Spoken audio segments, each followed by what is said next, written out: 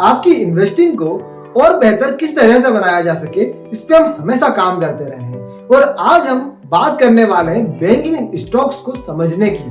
Banking system क्या होता है और किस तरह से काम करता है, उसको आज हम समझने की कोशिश करेंगे। साथ में बात करेंगे कासा रेशो की और क्यों ये बैंकिंग स्टॉक्स के एनालिसिस के लिए बहुत इंपॉर्टेंट है। नमस्कार दोस्तों, मैं प्रवीण दुबे आप सभी का स्वागत करता हूं हमारी इस फंडामेंटल एनालिसिस सीरीज में, जिसमें अब हम बात करने वाले हैं बैंकिंग एंड फाइनेंशियल सिस्टम्स को समझने की। अगर आप चैनल पे नए हैं तो प्लीज चैनल को सब्सक्राइब जरूर कर लीजिए, ताकि आगे आने वाले और भी इंफॉर्मेटिव वीडियो आपसे कहीं मिस ना हो जाए। चलिए बात करते हैं कासा रेशो की। एक्चुअली में कासा रेशो को समझने के लिए हमें पहले बैंकिंग सिस्टम को समझने की जरूरत है। एक्चुअली में बैंक्स करती क्या है?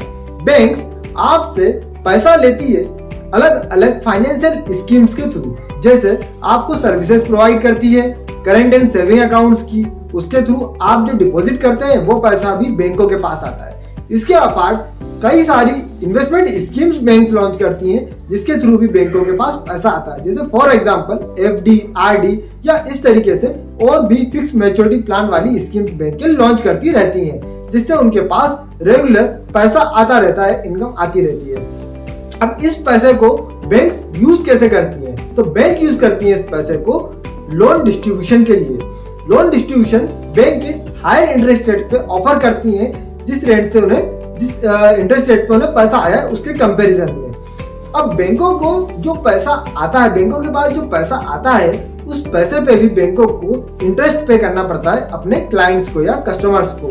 जैसे फॉर एग्जांपल मेरा अगर किसी बैंक में सेविंग अकाउंट है तो उस पर बैंक मुझे जनरली 3-3.5% का इंटरेस्ट रेट ऑफर करती है। या बैंक में मैंने कुछ 2 या 5 लाख रुपए की एफडी की हुई है तो उस पर मुझे 5 या 6% का एफडी का इंटरेस्ट रेट बैंक की साइड से मिलेगा। तो ये हो गई बैंक की कॉस्ट जो बैंक बेयर कर रहा है पैसा इकट्ठा करने के लिए।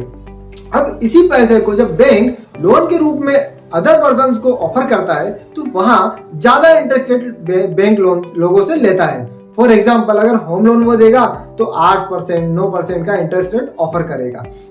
और इसी तरीके से अगर पर्सनल लोन या बिजनेस लोन देगा तो हो सकता है कि 14%, 15% के इंटरेस्ट भी वो वहां से ले। तो इस तरीके से बीच का जो मार्जिन बचता है वो होती है बैंकों की इनकम।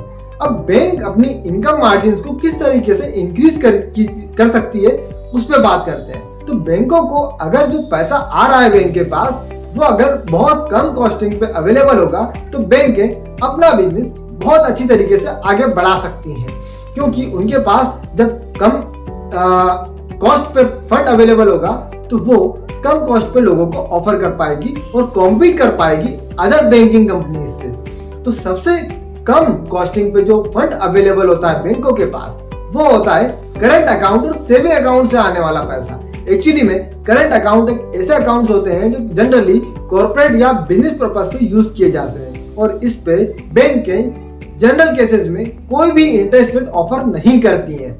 इसके अपार्ट अगर सेविंग अकाउंट की बात की जाए तो सेविंग अकाउंट पे आने वाले पैसे पे बैंक के बहुत ही कम, जनरली 3 या 4% का ही इंटरेस्ट रेट ऑफर करती है। तो करंट और सेविंग अकाउंट से आने वाला जो पैसा है वो बैंकों के लिए बहुत कम कॉस्टिंग पे अवेलेबल होता है, और इसीलिए एक कासा रेशो बनाया गया जिससे हम ये समझ पाए कि किसी भी बैंक के पास करंट और सेविंग अकाउंट से कितना पैसा आ रहा है। फॉर एग्जाम्पल अगर किसी बैंक के पास साल भर में 100 रुपए आए और उस 100 रुपए में से 40 रुपए ऐसे थे जो करंट अकाउंट या सेविंग अकाउंट से आ रहे थे, तो हम ये कहेंगे कि कंपनी का कासा रेशो था 40% का। और इसी तरीके से किसी भी कंपनी का कासा रेशो जितना ज्यादा होता है उतना अच्छा होता है। तो आज का ये वीडियो आपको कैसा लगा, इन्फॉर्मेटिव लगा हो तो प्लीज लाइक एंड शेयर करना बिल्कुल ना भूलिएगा। और अभी तक अगर आपने चैनल को सब्सक्राइब नहीं किया है तो प्लीज सबसे पहले चैनल को सब्सक्राइब जरूर कर लीजिएगा। Thank you and bye.